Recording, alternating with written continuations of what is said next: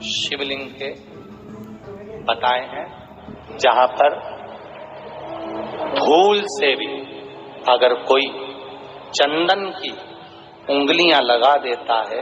7 स्थान ऐसे हैं जहां चंदन की मात्र उंगलियां लगा देने से ही शिव पितृलोक के पितरों को मुक्ति प्रदान करके वैकुंठ लोक का निवास दे जाते हैं। 7 स्थान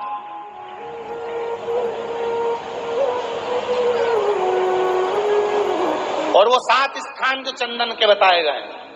पहला, भगवान देवाधिदेव महादेव के शिवलिंग पर चंदन का लेपन। समझ लेना जरा बहुत अच्छे से।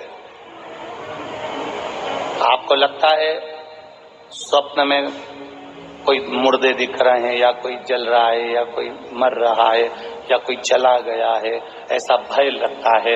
बच्चों को मानी भेजूंगी ऐसा हो जाएगा, पति को मानी भेजूंगी ऐसा हो जाएगा, कोई हमारे कोई गलत तो नहीं कर रहा है।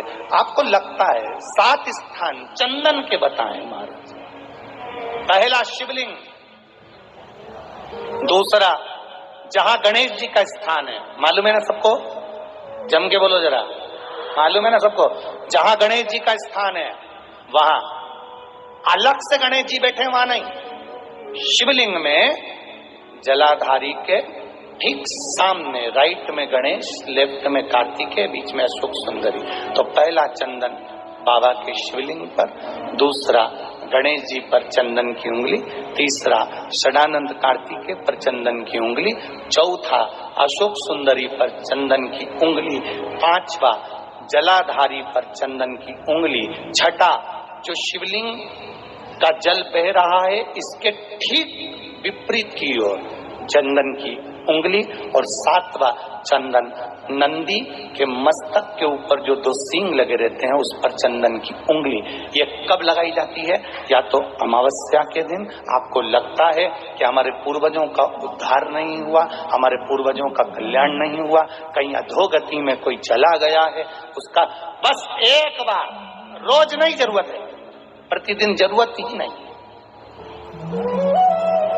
महीने में एक बार अगर अमावस्या के दिन भी आपने चंदन के थोड़ा सा चंदन अगर मेरे देवाधिदेव महादेव को 7 स्थान पर समर्पित किया है।